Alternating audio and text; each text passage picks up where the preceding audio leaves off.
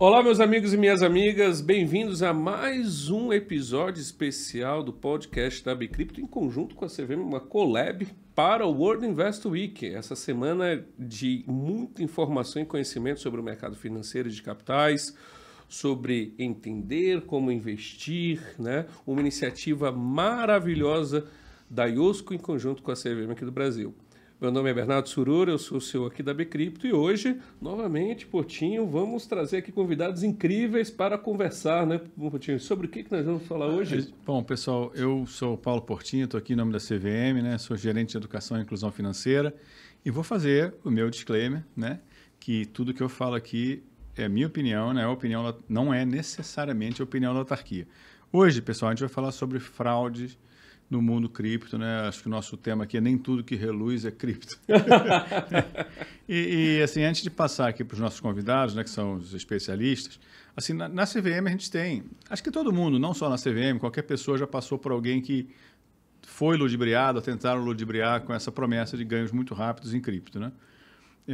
Eu lembro que um primo meu trabalhava no DER, no Rio de Janeiro, e tinha um monte de gente colocando dinheiro em promessas de criptomoeda com ganhos, tudo no esqueminha Ponzi, né? Tudo no esqueminha de pirâmide. Tudo bem comum, isso não é novo, isso é extremamente antigo, o modelo é exatamente o mesmo, o dinheiro não existe, mas as pessoas colocavam grana e todo mundo caía no mesmo problema.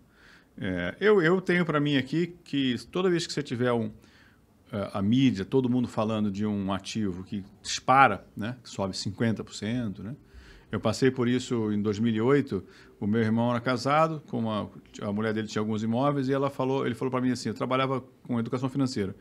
A minha mulher está querendo vender um imóvel para entrar na bolsa, porque parece que tem um negócio que você ganha 50% num dia, que é certo, mas não é muito certo. É certo, mas sabe não o que era isso? ótimo, mas né? isso existiu. E isso foi o IPO da Bovespa. No IPO da Bovespa, ela subiu 52% num dia. É verdade. Todo mundo falou, Jornal Nacional e etc. As pessoas não entendem, entendeu? Ele poderia ter vendido, poderia ter ganho dinheiro, poderia ter vendido imóvel e perdido bastante. Então, assim, eu entendo que quase tudo, a gente vai até falar isso um pouquinho mais adiante, quase tudo que a gente está vendo em termos de fraude tem muito mais a ver com o comportamento das pessoas, que não é só isso. Hoje tem agora essa febre dos bets, né? As pessoas acham que vão viver de apostas esportivas, etc. E que para a gente enfrentar é uma questão, além de educação financeira, é uma questão de educação moral, inclusive, né? E principalmente de uma perspectiva do que é possível no mundo financeiro. Essa ideia de que você vai ganhar 50% toda hora, isso não faz o menor sentido. Mas a gente queria conversar com vocês aqui, vou pedir ao Bernardo para apresentar vocês, começando pela parte positiva, né? Como é que a gente consegue identificar que existe uma oferta de um criptoativo? Porque muita gente quer participar, não sabe como participar. Todo mundo conhece o Bitcoin, mas por incrível que pareça, as pessoas não compram Bitcoin. As pessoas entram num fundo que alguém criou, que não existe, para comprar Bitcoin, né? Eu estava falando outro dia que estavam coletando dinheiro para minerar Bitcoin. Aí a primeira coisa que a gente falou aqui, né, Logo no primeiro episódio. No primeiro episódio, o cara falou, episódio. Hoje ninguém mais, pessoa física, essas coisas, ninguém mais consegue minerar, só gente muito grande, etc. Estão captando dinheiro para quê?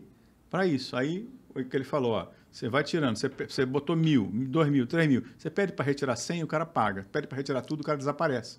Entendeu? E é uma questão que existe há tantos anos, que não é específico de cripto, mas é importante a gente saber ouvir de vocês que seriam iniciativas reais de cripto, né? Um crowdfunding, até uma compra de no token de utilidade, né? Muita gente chegaram a me oferecer algumas coisas, com toda honestidade, me ofereceram isso no mercado imobiliário. Eu não entendi nem para saber se aquilo ali fazia algum sentido ou não, e como não era aparentemente valor imobiliário, o que eu estou ganhando aqui? Eu estou ganhando desconto quando for comprar um imóvel? Não foi claro para mim. Né? Na experiência de vocês, aí, o que a pessoa precisa saber quando for receber uma oferta, né, de uma coisa que seja valor imobiliário, ou seja, que seja uma promessa de investimento, de retorno, ou simplesmente que seja uma promessa de um token de utilidade, comprar um privilégio para assistir jogo do Flamengo, etc. Por favor. Eu acho que, trazendo esse ponto aqui, eu acho que a gente vai abordar alguns assuntos que não é sempre aquela propaganda bonita, né, que você vai colocar, né, que vai prometer às vezes até rendimento mais baixo, a 8%, 9% ao mês. Ela significa Mais que é baixo. real, mais baixo, né? Porque a gente já viu algumas, né? Que eu prometi assim, 45% ao dia. O meu irmão acreditava 50% Só ao um dia. dia. Então a gente tem alguns pontos que a gente vai conversar hoje. Aqui para esse bate-papo maravilhoso, está conosco a Renata Mancini. Renata, muito obrigado, chefe de compliance aqui da Hippica do Brasil. Renata, muito obrigado por estar aqui conosco.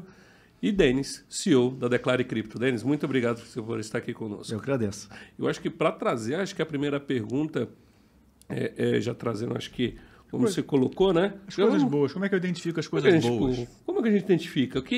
Quais são os chamariz, vamos colocar? Porque identificar coisa ruim, todo mundo tem, né? Fala assim, procure por isso, procure por isso. Mas vamos inverter, né? Como é que eu entro em coisa séria? Essa é a ideia, né? Acho que é. O que vocês dariam de dicas, né, para as pessoas que estão nos vendo justamente para que dê essa entrada? Renata, primeiro as damas. Vamos lá. Primeiro, obrigada pelo convite. É um prazer enorme.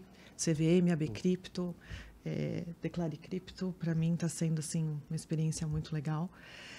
Quando a gente fala de fraude, a gente não pode esquecer de falar no segmento de cripto que a gente tem compliance. Então, eu como uma apaixonada por compliance, sempre minha experiência foi do setor regulado, hoje num setor que ainda não está completamente regulado, mas vai ficar completamente regulado. Saber realmente quem é a pessoa, saber qual é o projeto, entender realmente qual é aquele projeto. Porque promessas de dinheiro fácil, acho que todo mundo já deve ter ouvido alguma. Mas a gente até estava conversando um pouco fora nos nossos bastidores. Promessa de dinheiro fácil, todo mundo já ouviu. E algumas pessoas caem, outras não. Espero que aqui ninguém tenha caído. Mas a gente tem que pensar que não existe dinheiro fácil. Todo mundo quer ganhar dinheiro, mas não existe dinheiro fácil. Não existe, como você diz, ganhar 40% ao dia, 50% num dia. Não existe isso. Então, corretoras sérias nós temos. O mercado de cripto é esperado que a gente tenha cada vez mais segurança e mais Acho que você comentou uma coisa, corretoras sérias. Corretoras sérias. Corretora só para o pessoal, corretora é o cara que vai transformar o seu real, né, em moeda. Isso. Isso é super importante, que as pessoas não entram em corretora. As pessoas Exato. compram no Zezinho da esquina. Isso. Exato. Começa por aí. Eu acho que esse é um ponto interessante, Jim, que você trouxe, porque o grande parte das pessoas entram assim, eu vou colocar meu dinheiro ali porque ele me garante a rentabilidade X. Né? Então, não... Mas uma coisa importante, essas corretoras, elas não são reguladas, né? Ou seja, não estão... Quer dizer, o mercado delas é regulado, mas elas não estão... Até onde eu sei, posso estar enganado, tá? Não é a minha especialidade. Elas não estão registradas no Banco Central. Ainda não. Ainda não. Saiu uma lei. E como é que eu sei quem foi está registrado? votada Quem ano passado. é que é sério? Vamos lá, vou fazer uma propaganda da AB Cripto, Sim, né, com Bê? Não certeza. posso deixar de fazer essa propaganda. Então, a gente tem a AB Cripto há mais de 3 anos, a gente tem o Código de Autorregulação. Tão apaixonada por compliance e cripto, e sou apaixonada pela AB Cripto também. Fui presidente do conselho ano passado, então realmente é uma associação muito séria e que tem membros muito sérios. Então, quando a gente fala de membros da AB Cripto, a gente fala de membros que seguem o Código de Autorregulação. E o Código de Autorregulação nada mais é do que as melhores práticas que são esperadas em prevenção à lavagem de dinheiro, em segurança.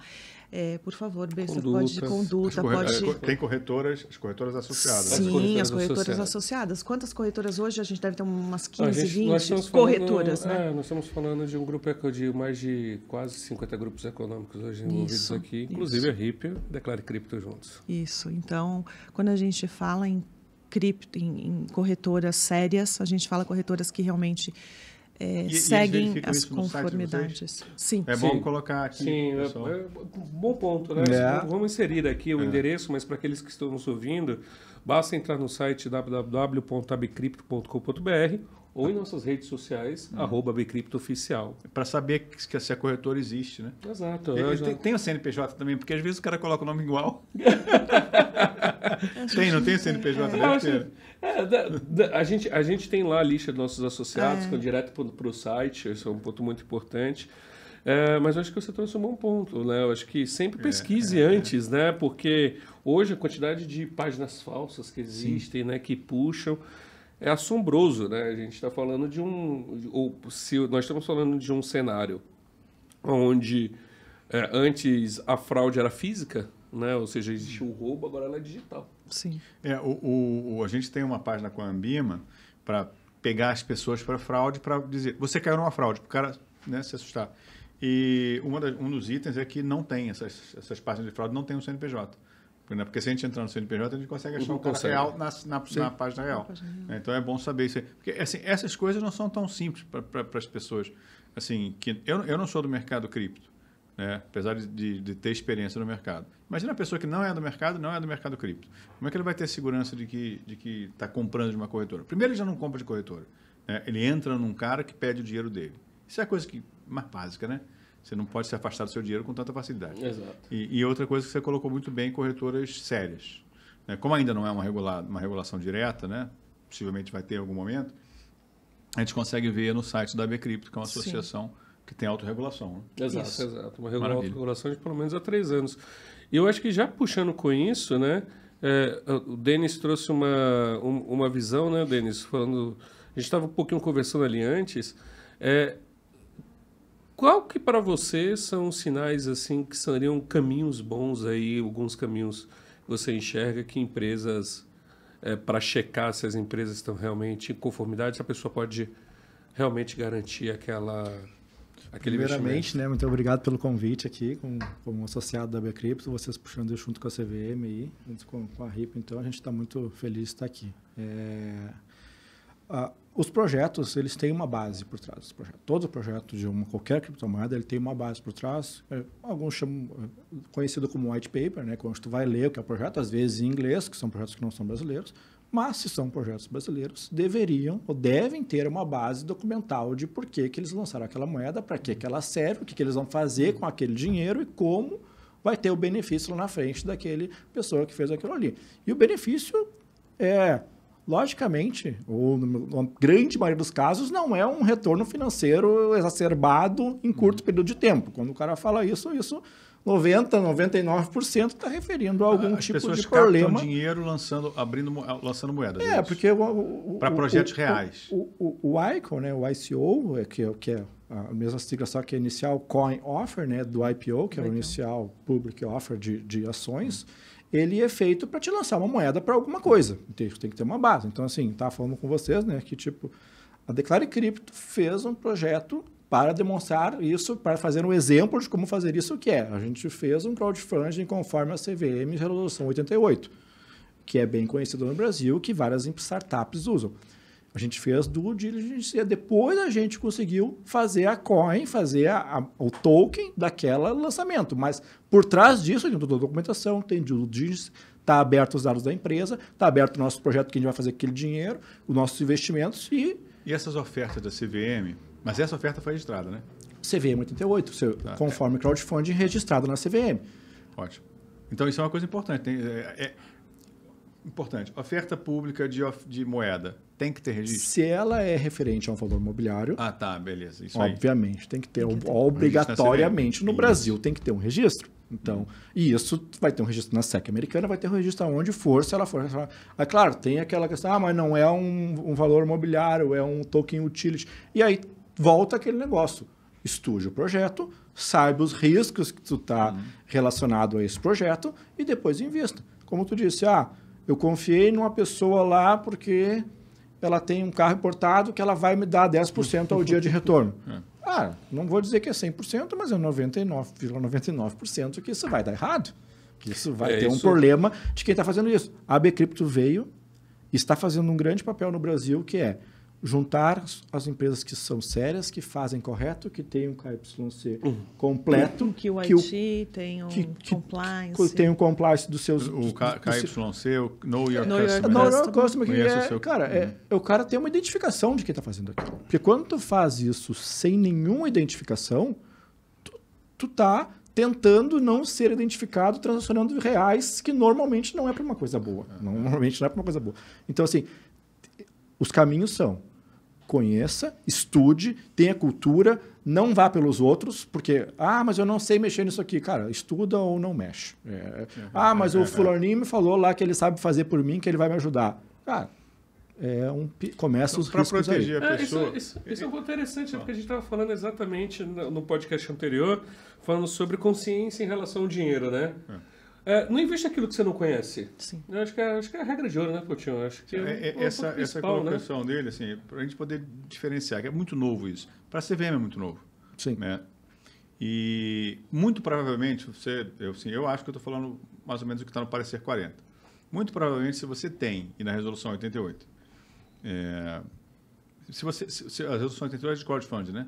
Sim, crowdfunding. É isso aí. Se você tiver oferecendo uma moeda, né? Um ICO, e existe uma promessa de algum retorno ou de uma participação societária, política, perdão. Se isso existe, provavelmente deveria ter registro na CVM. Eu vou falar provavelmente porque eu não posso saber de tudo que está acontecendo no mundo, mas assim, é 99,9% de chance de que tem que ter um registro na CVM. E esse registro é um registro que você consegue verificar no site da cvm.gov.br. Isso é a primeira coisa. Quando é um utility token, que aí é aquele negócio que você compra do seu clube preferido e tal, você vai ter desconto para comprar ingresso. Aí, cara, é uma relação comercial que muito provavelmente não vai ser atraída pela regulação. Né? Mas isso aí também é o seguinte, você comprar um negócio de R$200 para ter desconto, não teve desconto, perdeu R$200. Entendeu? Ou reclama. Aí talvez seja o PROCON que tem que ter uma parada dessa. Eu não sei se talvez seja o PROCON. Hoje, inclusive, esse é um dos pontos, né? Porque quando a gente fala hoje de a criptoeconomia não tem nenhum órgão de proteção. Tem, as regras do PROCON continuam valendo. A gente segue o continua valendo, o judiciário continua valendo. Né? Isso é interessante. A AB Cripto lida com isso?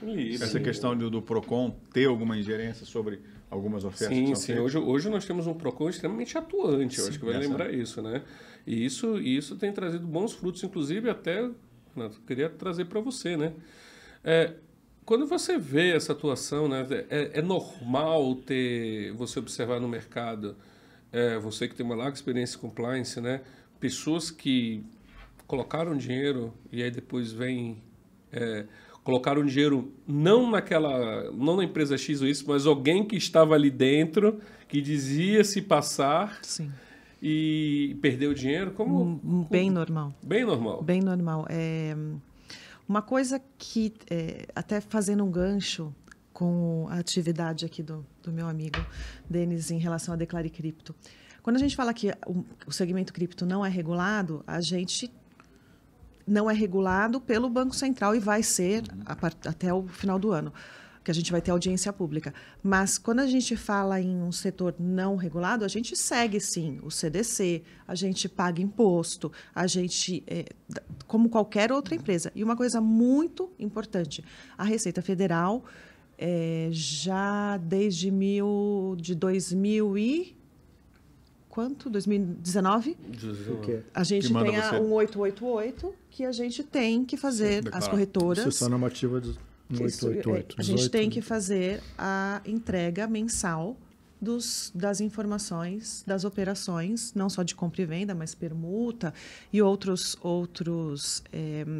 operações. Gente, operação de troca de criptomoeda? Sim. A Federal cobra que as exchanges reportem todas as operações de todos os clientes. Todos os clientes, todos os meses. E os investidores que operam em exchanges estrangeiras devem reportar quando a soma ultrapassar R$30 mil mensais de operação, devem reportar suas operações para a Federal. Isso aí é reporte de operação, não estamos falando de imposto ainda. Você está dizendo aqui, PROCON cai de pancada em cima de vocês se acontecer alguma coisa errada. A Receita Federal já está em cima de vocês, da economia, né? Da economia. Essa questão do reporte é interessante com tudo que a gente falou nos outros dois podcasts, porque existe a pessoa que quer voluntariamente colocar o nome dela numa cripto, que ele está ligado com uma corretora. Existe o pessoal que guarda o tokenzinho na LED, ou na cabeça, etc. Esse pessoal, em princípio, não quer aparecer, né? Quando eu digo que não quer aparecer, não é por mau motivo, não. De repente o cara tem isso há um tempão atrás, eu não estou... que a questão... quer fazer a custódia no mesmo dele, né? É que uma coisa é diferente da outra, né? Uma coisa é tu fazer a tua própria custódia com a tua segurança, com as tuas 12 ou 24 palavras da tua carteira física. Isso é uma coisa que é uma segurança para o investidor. Mas outra coisa é, o que tu usou para comprar isso? Eu vendi um apartamento. Onde é que tu comprou isso? Eu comprei numa corretora séria que registrou lá na Receita Federal que eu comprei aqui 200, 300 mil reais em cripto. E o meu papel como investidor, do investidor no final do ano, dizer, eu tenho um bem direito, que é a cripto tal. Lógico. Então, assim, a questão de tu ter a carteira física, ela é diferente de tu querer esconder essa carteira física. A carteira física é mais para uma proteção de segurança. Se o cara quer esconder, obviamente, vai fazer carteira física, vai usar uma exchange que não está no Brasil, vai usar um amigo para vender para ele, mas isso não é o certo, não adianta. Eu vou falar aqui e falaremos até o final que isso não é o certo. Mas a maioria das pessoas que investem em cripto pensam que isso é o melhor, que isso tem que fazer. Cara, isso não é o... pessoal mais... Acho mas é que... o pessoal mais simples não, né? O pessoal mais simples não tem nem conhecimento, nem cultura, nem para... É muito difícil isso. Nem para conseguir entender muito isso, entendeu? Então, e por isso que caiu no golpe. E quando caíram em vários golpes antes relacionado a marketing digital, curta tal página e ganha dinheiro. Acontece até hoje. Compra boi gordo, que é um exemplo lá dos anos 90. Reunidas Boi Gordo. Isso, exemplo lá dos anos 90. Eu lembro da Avestruz Master. Eu nunca botei dinheiro nessas coisas, até porque acho que foi anterior à minha capacidade de entrar e de ser enganado pelos outros, não tinha dinheiro para isso. Mas o Avestruz Master, eu conheci um cara, isso não é mentira, que ele investiu nisso. Ele era um perdedor quanto mais. Essa questão comportamental das pessoas era um negócio... É um perdedor quanto mais. Ele entrou em todas as coisas erradas de bolsa. Ele conseguiu entrar, ele conseguiu gabaritar. E ele conseguia... Ele passava de férias, voltava, a carteira estava 20% mais baixa. E mesmo ele contava isso como se... Ele era um calígrafo, né? Ele vivia de fazer... E ganhava dinheiro pra caramba fazendo convite de casamento de gente rica de São Paulo e tal. E ele contava pra gente... com algum prazer que perdeu dinheiro. Esse cara, ele levou um avestruz. Ele tinha lá os cotas, pegou um avestruz e levou para... ele morreu, pegou que ele não conseguia o avestruz mesmo? Pegou o avestruz. O avestruz, a ave mesmo, viva. Mas pelo menos teve um retorno. Algum retorno teve. Mas eu acho que o avestruz morreu, cara, que ele não conseguia... Perdeu o retorno. Vamos lá pegar meu bem, né? Mas é que isso é uma questão de...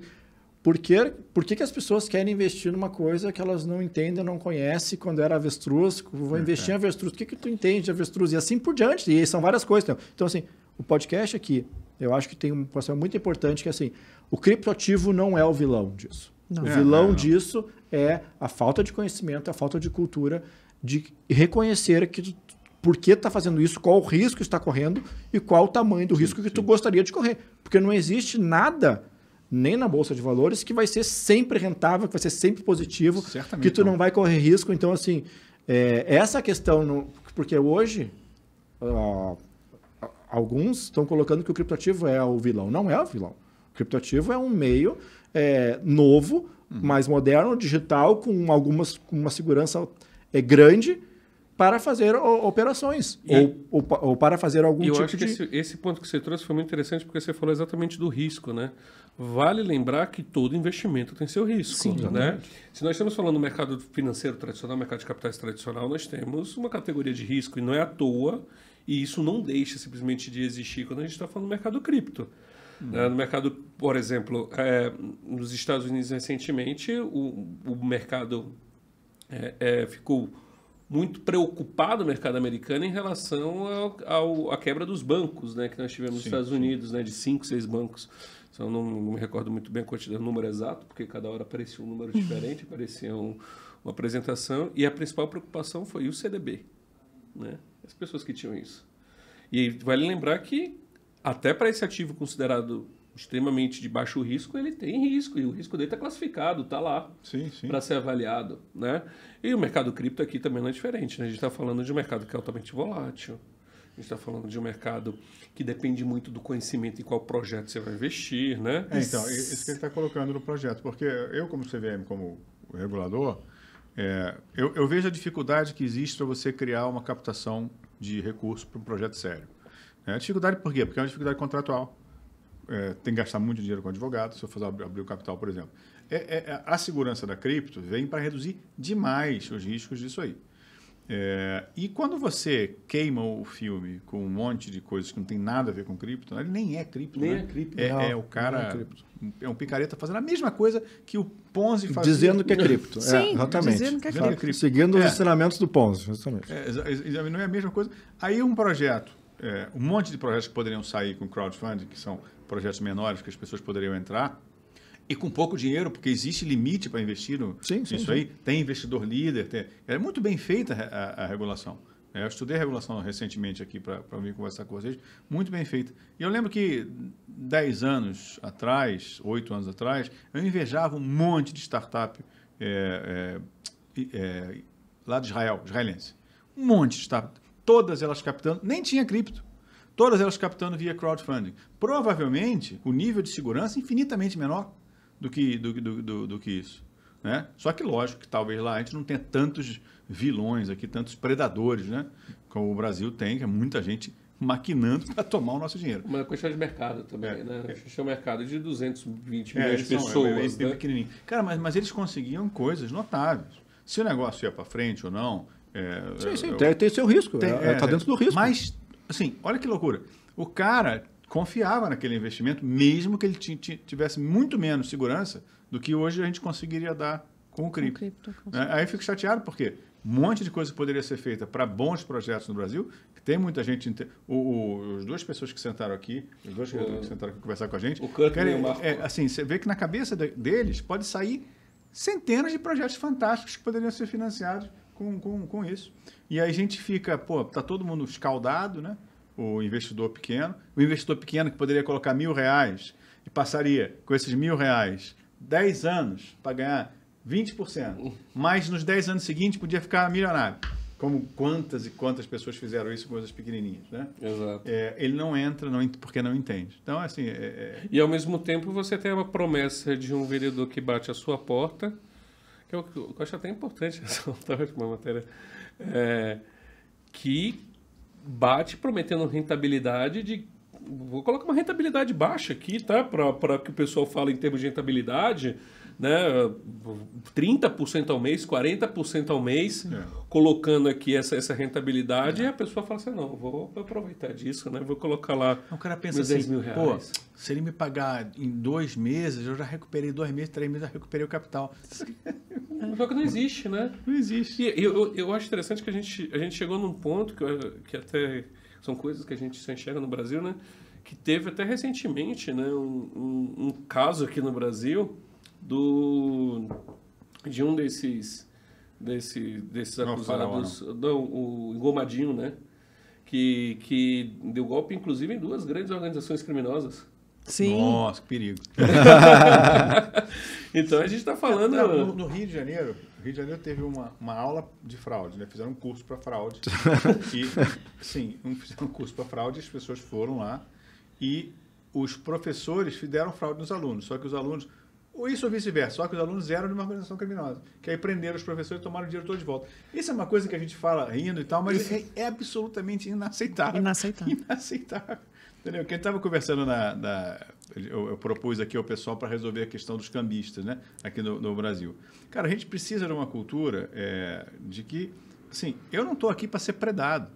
O seu companheiro ali tem que ter uma cultura moral, né? Uma cultura de imperativo categórico moral, sabe? Assim, a sua ação, se todo mundo fizer, é uma ação que vai deixar o mundo melhor funcionando? Não. Se todo mundo fizer isso, está todo mundo roubando todo mundo. Então, assim, por que você faz? Por que você tem o direito de fazer isso? Entendeu? Mesmo que tipo passar pelo acostamento com o carro e tal. Essa cultura, né, de que a gente não está aqui para ser extorquido, né, para ser predado, é uma cultura que a gente precisa desenvolver no país. E eu acho que é um bom ponto, Potinho, até puxando aqui a Renata, né, Renata? A gente está falando de uma cultura que no mundo tradicional a gente traduz isso em compliance. Sim. Nada mais. E o caso FTX aqui, a gente falou... esse caso gigantesco, como é que é o nome do caso? Sam Bankman-Fried? É isso? Então, o que deu errado naquela situação ali? Isso é uma boa... Promessas. FTX é um case. É um case a não ser seguido. Porque ele foi grande, foi uma fraude grande, né? Sim, foi muito grande. Ele fez uma fraude com o BlackRock, né? Que é o maior fundo de investimento americano. Né? Investiu nele. Então, como é que o BlackRock... Olha só.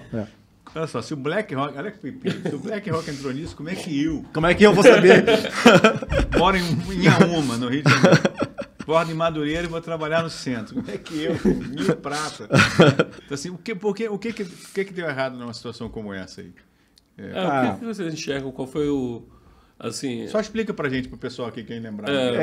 Explicar o caso, né? O caso que foi uma exchange americana, que chegou a ser a segunda maior exchange do mundo em valor de movimentação. Eles... Qual é o nome dela? FTX. FTX. Ela não ficava brigando com uma outra de um chinês? Com a Binance, que é a maior, há alguns anos, a maior exchange do mundo em valor de movimentação, por alguns dados aí, notícias. Ela lançou a criptomoeda dela mesmo, que não tem nenhum problema, que a gente falou, pode ser um utility, para te ter um desconto aqui na minha taxa, para te talvez pegar o ingresso, baseado... Pode ser até participação societária, não sei se lá nos Estados Unidos pode. Não, aí vai para SEC. Daí vai para SEC, aí não consegue. Né? Não, poder consegue, mas daí tem que passar os trâmites, aí tem que... fazer registro, igual você vê. Abrir toda a documentação, abrir a compliance financeira, compliance contábil, compliance jurídico, e aí vai mostrar que está usando aquilo ali para fazer alguma coisa. E aí eles fizeram esse lançamento desse utility token deles lá e começaram a usar o dinheiro para vários fins, marketing, alguns patrocínios errados. O dinheiro de cliente que tinha investido. Captado. Só que no final das contas, ali, pelas investigações, parece que eles começaram também a pegar as criptos que não era aquela moeda deles. Porque se eles queimassem aquilo ali, era uma coisa. Agora eles começaram a pegar as criptos dos clientes... que não tem nada a ver com aquele negócio, que estão investindo lá, achando que é uma empresa que está garantindo a segurança daquele bem, e começaram a continuar gastando esse dinheiro. Deixa eu ver se entendi. Eles estavam gastando o dinheiro da empresa, até aí ok. Aí depois passaram para o dinheiro do cliente e depois passou para as criptos dos clientes. Pela investigação, eles foram nos ativos dos clientes e estavam usando os ativos dos clientes, porque era muito... Era muito ativo parado.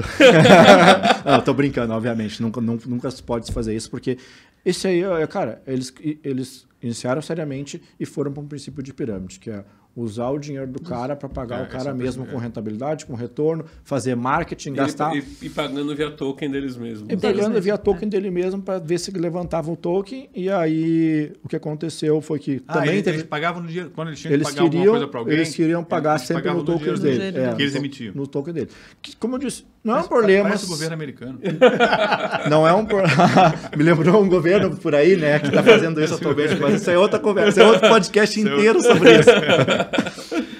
Mas aí a questão é que eles estavam usando o dinheiro do cliente, os ativos do cliente. É como se o banco pegasse as contas dos clientes e rapasse o dinheiro e fizesse alguma coisa de marketing. Então, aí... levando para um mundo... Mas assim, quando eu estou na corretora, a custódia não é da corretora. Né? Tudo que eu tenho na corretora, exceto o dinheiro que eu tenho físico lá, né? Mas se eu tenho uma ação, se eu tenho uma debênture, você está custodiado num central. Num central. Não, acredito que não seja assim com as corretoras de cripto. Elas estão custodiadas lá, ou não? E como é que a gente garante que isso não vai acontecer? Além da evidência? Vamos lá. Nas corretoras, a gente... o cliente pode entrar com fiat, né, que é a moeda. Sim. Ele compra o ativo. Pessoalmente, Fiat não é o carro. Não é o carro. É a moeda. É real. Real. Fiduciária. Moeda fiduciária. Então, esse é o nome. Vai entrar com dele lá pequenininho, quebradinho. Dá um Bitcoin no meu palha. E aí ele pode ou fazer a custódia na carteira digital dele, um LED, um pendrive ou uma MetaMask ou o que quer que seja, ou ele pode deixar custodiado na corretora. Sim. Então, se ele deixar custodiado na corretora, muito bem dito pelo Bernardo, eles usaram a cripto do cliente. Não é esperado que exista uma... digamos, um mix, né? Uma mistura de dinheiro da corretora com dinheiro do cliente, com cripto da corretora, com cripto do cliente. Então, você tem que haver essa segregação. E o compliance, estar em conformidade, é garantir ou tentar garantir que isso realmente está sendo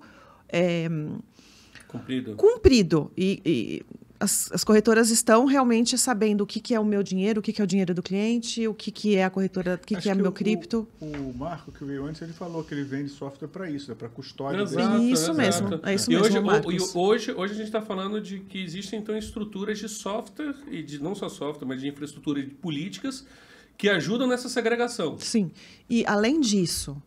Ou seja, a pessoa tem a garantia de que o dinheiro dela não vai ser mexido. Não vai ser mexido. E outra coisa, a corretora, a gente aí vai entrar vai ser outro podcast que a gente pode falar sobre hot wallet, cold wallet, as wallets, digital wallets, que são dos clientes. Então, quando a gente fala de cold wallet, que é onde as criptos que a pessoa deixou na corretora vai estar guardada além da corretora. Então, você tem softwares, você tem empresas que são certificadas, você tem até empresas no Brasil, empresas fora que são certificadas e que fazem essa guarda dessa cold wallet. Tipo uma CBLC, uma Companhia Brasileira de Liquidação e Custódia da Bolsa? Não, porque não é central, não é centralizado. Mais relacionado à segurança daquele ativo, que a corretora tem que colocar muita segurança, porque a própria corretora pode sofrer um ataque. Mas para alguém entrar e roubar. Isso. Exatamente. Como se fosse 10 cofres digital com segurança, com contrassenha. Então, assim, que é a proteção que as empresas sérias devem fazer com os ativos dos clientes que acreditaram que ela... O medo da corretora de ser roubada. Então, por isso que ela tem essa segurança. Tem essa segurança. A questão dela é ter a segurança do ativo que ela está... rodando, que é a palavra que a gente usa, mas que ela está guardando, custodiando da forma correta. Que é a palavra correta dos clientes. Então, assim, uma das garantias que temos hoje no mercado é garantir que essas empresas, né, que as empresas que estão de fato operando dentro do sistema, elas possuem compliance para justamente garantir que tenham infraestrutura, que tenham segurança, que tenham políticas e regras para garantir essa segregação, né? Para garantir que, né, não vai pegar um do outro ali. Sim, né? cada um. E outra coisa, assim, os bancos alavancam, evidente, né? Você bota 1.000 lá, eles emprestam 10 mil. Esse maluco aí, esse cara, eu lembro a cabeleira, né? Não dava para confiar muito naquele cara, não. Pois é, e a Black Hawks imagina se fosse o Bernardo. Essa pinta de baiano, ele leva tudo, não sobra nada. É seu Madoff. Rapaz, mas você imagina... aquela cara de maluco. E foi o quê? Foi BlackRock, SoftBank, se não me engano. Foram vários. Os mega investidores americanos tinham investido no projeto. E veja, eu acho isso muito interessante, que assim, que é muito estude realmente aonde você vai colocar o seu dinheiro. Porque a grande mensagem que a FTX passava era uma governança impecável. Mas depois no final eu estava passando a mensagem de rendimento alto. Isso é um bom ponto. Rendimento alto na moeda deles lá. Ou seja, nós temos uma alta governança, mas a nossa rentabilidade é maior do que a dos outros. É o dobro do que a dos outros. É o gatilho que você falou no começo. É um dos gatilhos. Rentabilidade. O cara tá... Enquanto ele estiver guardando seu dinheiro, né, assim, não precisa desconfiar. Na hora que o cara começou a te oferecer, o título americano está 5%, o cara oferece 10%. Aí você pergunta como é que ele consegue isso. Um algoritmo faz a conta. Quando botou um algoritmo, pode ter certeza que ele... É milagre. Engraçado que a gente estava até vendo sobre isso, que a gente tem um memezinho, né?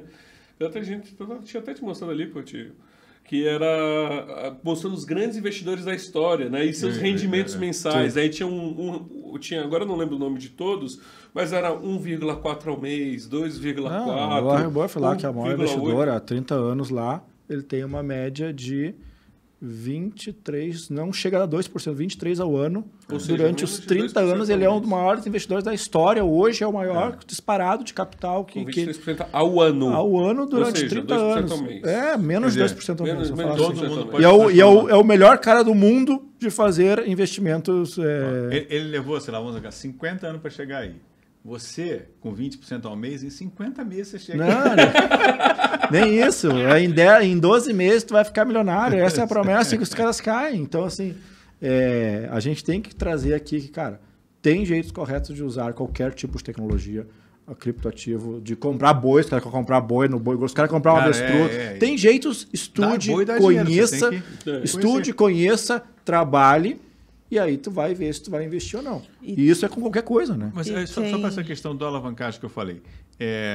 Nenhuma corretora que está com vocês aí tem um processo de alavancagem, né? Assim, eles não emprestam dinheiro. Alguma corretora de vocês remunera? Não. Elas são bancos à moda antiga, guardam dinheiro, é isso? Eu acredito que até uma conversa até regulatória, né? Que hoje, em termos de custódia, se aproxima muito mais a uma instituição de pagamento Sim. do que em si um banco. Sim. Né? Porque, basicamente, a instituição de pagamento, para que todo mundo saiba, ela não permite essa alavancagem. A instituição de pagamento os 100% dos recursos dos meus clientes têm que estar depositados os 100%. Em 100%, isso Então, aqui, né, uma corretora ela tem essa obrigação, né? E como é que funciona, Renata, esse mecanismo, né? Assim, como é que você enxerga, né? Como foi que evoluiu esse mecanismo? E é porque a gente vê até uma discussão regulatória sobre segregação patrimonial, Muito. né? Você acha que essa segregação patrimonial ela deveria viver a lei ou você acha apenas que a gente está falando de um... Segregação patrimonial, cliente, corretor, é isso? Isso, segregação que isso. o dinheiro do cliente não se mistura Beleza. com o dinheiro do... É que você está falando com a pessoa mais Caxias da face da terra, né? Porque compliance, naturalmente... Você falou em segregação, eu adoro essa palavra. Então, segregação de função, segregação de ativos, segregação, para mim, e acho que a grande maioria dos compliance officers de corretoras e do mercado regulado ou não, vai sempre falar que a segregação de ativos must have, né? É mais do que deve. Tem que ter. Cada um com o seu dinheiro. É o dinheiro da corretora, é o cripto da corretora, é o dinheiro do cliente, é o cripto do cliente. Cada um não se mistura. Mas, como você propriamente dita, acho que é um assunto ainda que a gente vai ter muita discussão aí em relação a isso, porque existem posições altamente diversas Mas a regulação, vai passar pela regulação, né? Vai. A regulação é bem dura, né? O Banco Central acho que é mais por conta de grana, etc., é bem mais duro. Certamente vai ser uma coisa bem segura, acredito, né? O pessoal é muito bom de regular. Nesse meio tempo a gente vem trabalhando também em processos de autorregulação. Sim. A gente gostaria também que a gente, nossa vontade, né, quanto setor, a gente criar autorregulações justamente para garantir que essas políticas não fiquem só com a gente. Eu estava brincando com o Bernardo aqui, que a criptoeconomia vai ficar maior que a economia. A quantidade de coisas que a gente falou aqui quem falou isso foi o Marcos, se não me engano. Tem solução para tudo. Basta existir vontade política, existir, sei lá, vontade técnica. Tem que existir interesse. Alguns problemas alguns problemas não valem a pena ser resolvidos porque as pessoas estão de alguma maneira lucrando com eles, ou eles trazem algum tipo de liberdade que as pessoas querem ter. Essencialmente isso. Né? Mas para ela ficar realmente desse tamanho, as pessoas têm que ter confiança.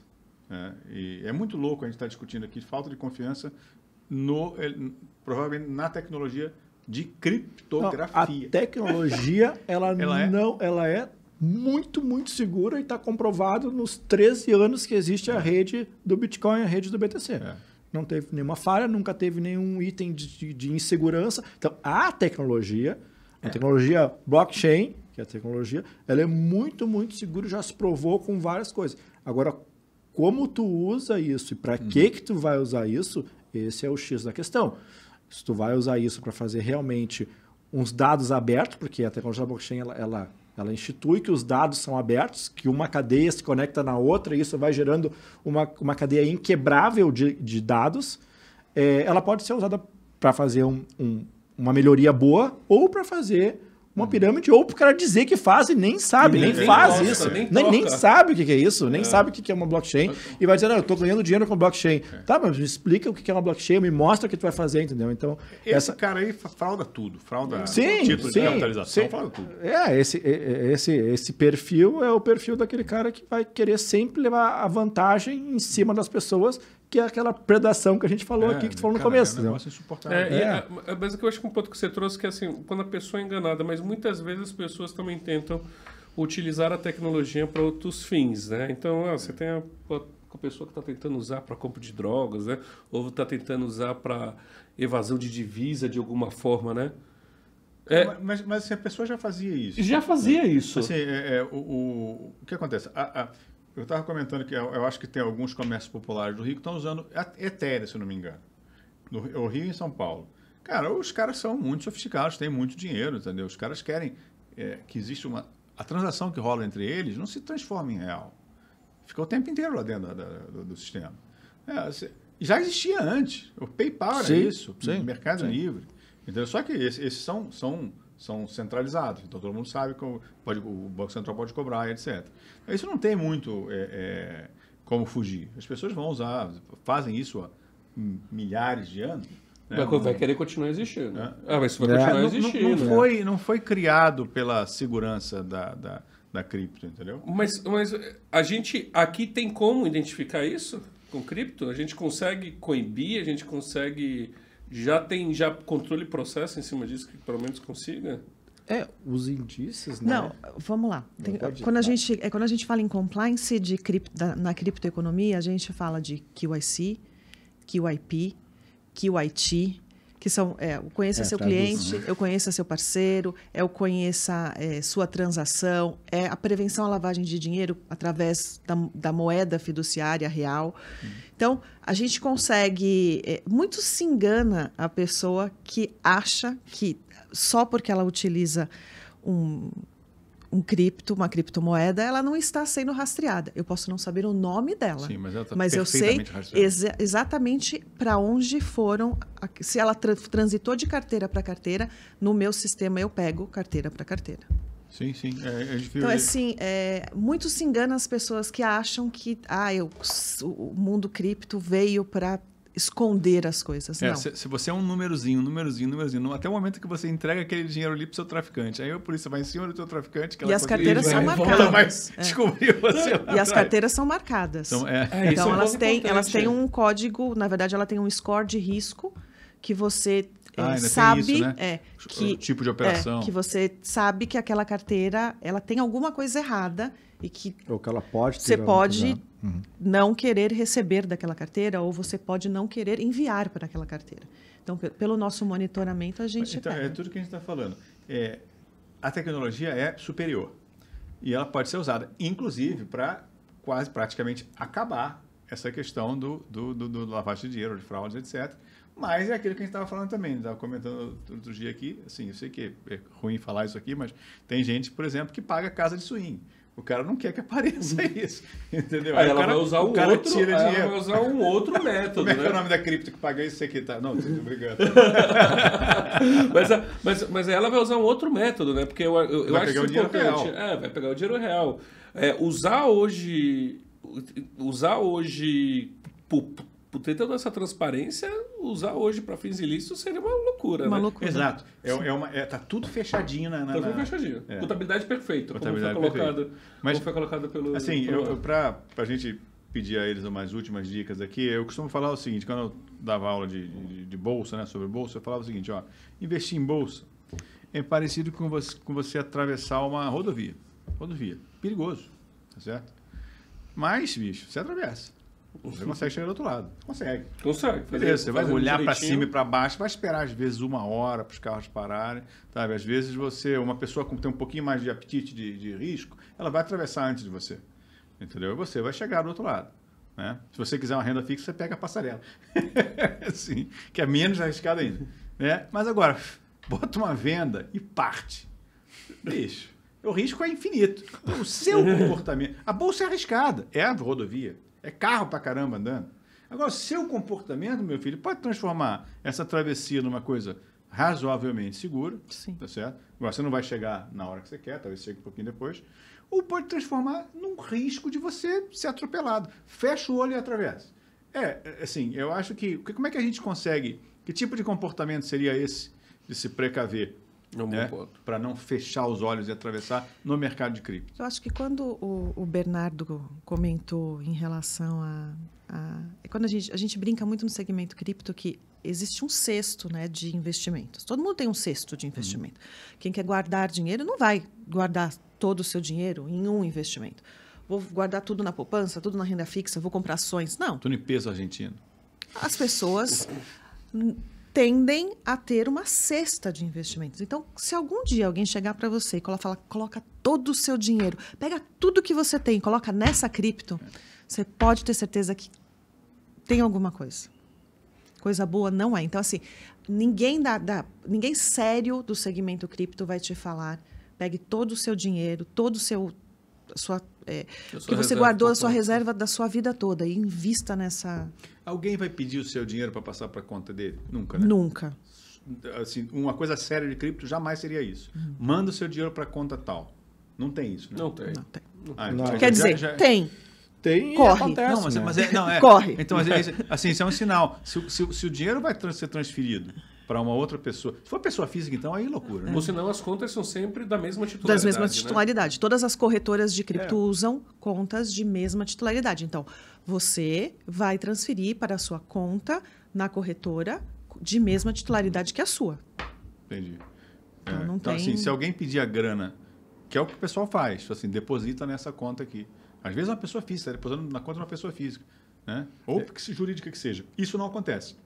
Eu digo assim, Não, uma a coisa acontece real. porque tu está entrando numa corretora, né? A jurídica Não, é mas uma é- corretora, mas aí ele é viu uma na AB Cripto que tem o existe. CNPJ, É. tá na AB Cripto, tem autorregulação, tem o mas compliance eu digo o interno. seguinte, a entendeu? corretora não pede dinheiro para você. Até onde eu sei. Não, Não. então Tu é isso. deposita, É tudo mas tu deposita, parte- né? tudo Não, parte tá de certo. você, O que eu quis dizer é o né? seguinte, alguém chegou e pediu grana. Isso não num existe. processo real. Não. Até porque se for oferta pública, é prospecto, né? Exato, exato. Exatamente. A Exato. lâmina, informações, se for oferta pública, se for um ICO, tem que ter informações por trás disso que tu vai ler e vai entender o que tu está fazendo, Se qual o for risco que tu corre. em utility token, é Procon. O utility token, tu vai saber qual é a utilidade que tá dando naquilo, né? geral, Tu vai, né? tu vai... É mais fácil o cara entender, né? É, Vai custar ele- 1.000 prata, eu vou ter desconto na cerveja. Pronto. Beleza, Agora- vou tentar pegar meus 1.000 de cerveja e... Mas ô Denis, até a gente mudar, eu queria te fazer uma pergunta. Eu coloquei dinheiro em cripto, eu tô livre do fisco, né? Eu não preciso declarar nada, eu não preciso... Aí eu vou fazer meu jabá daí, né?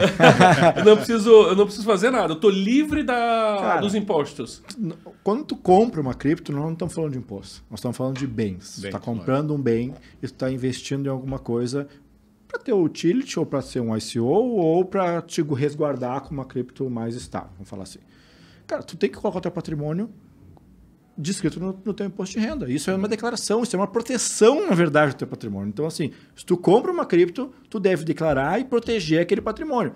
Ah, mas eu não ganhei dinheiro. É outra questão. Ah, mas aí essa cripto aqui eu não vendi. Não vendeu? Não tem lucro, não tem ganho de capital, não tem imposto. Simples assim. Mas tem declaração. Tem a declaração que tu tem um patrimônio em cripto, seja acima de 5 mil, a lei, já vou trazer a lei aqui do imposto de renda desse ano, do ano passado, acima de 5 mil reais em qualquer tipo de criptoativo, deve-se declarar o seu bem no patrimônio, lá no bem de direito do teu patrimônio de imposto de renda. E não tem nada a ver com imposto isso. Isso tem a ver com proteção do teu patrimônio, que tu vendeu um carro, vendeu uma casa e investiu em cripto, entendeu? Se você vender o carro e vender uma casa, colocar em cripto e não declarar, você ficou pobre.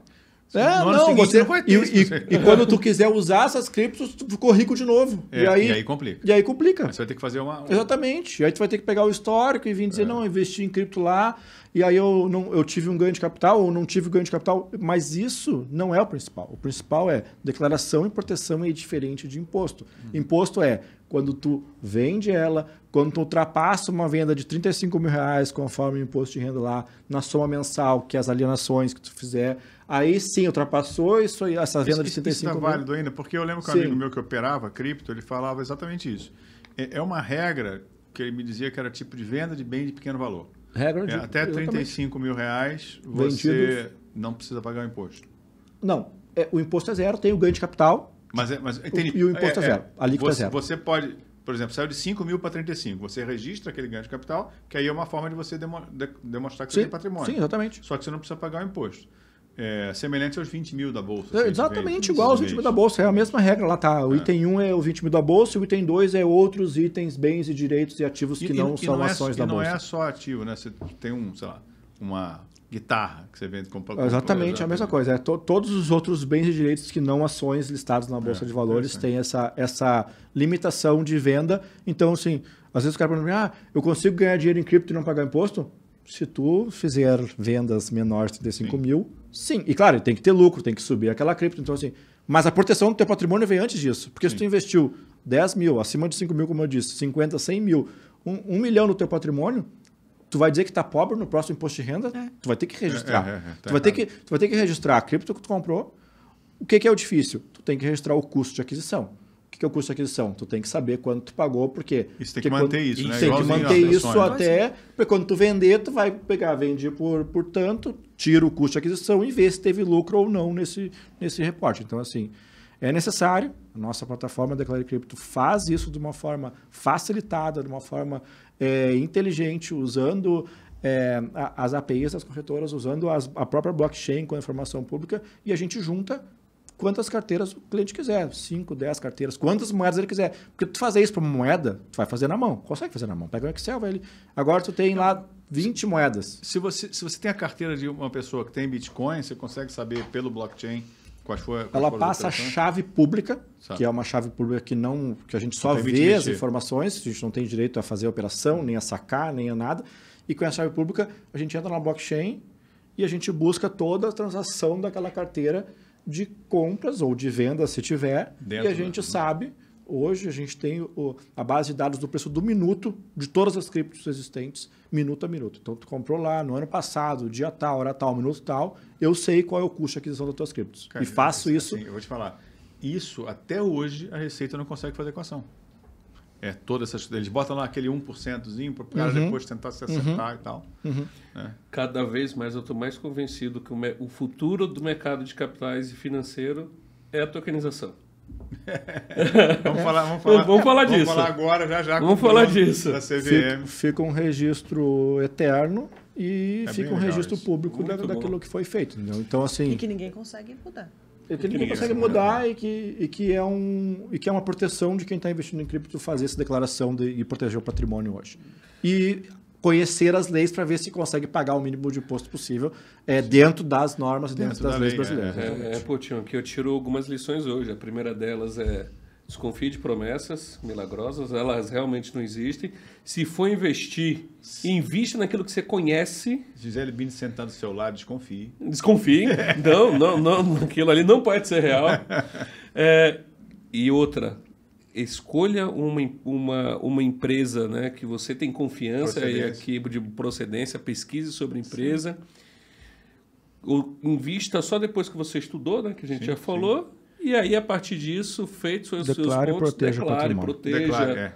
Eu acho que isso é muito importante. Proteja seu patrimônio. Passos, o cara tem uma ideia muito doida. Importante. Ele acha que ele está na corretora invisível. Não, se você tem lá o seu tokenzinho, você comprou um Bitcoin em 1640, lá, junto com o Leonardo da Vinci, você comprou um Bitcoin, tem até hoje. Entendeu? Aquele ali, se você guardou ali, ninguém sabe. Agora, você transacionou, foi para a corretora, vendeu, isso aqui, cara, já está todo mundo sabendo. Declara, não adianta... Declare.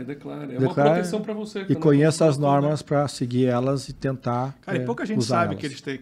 todo mundo acha que valorizou, pagou imposto. Tem muita gente simples, né?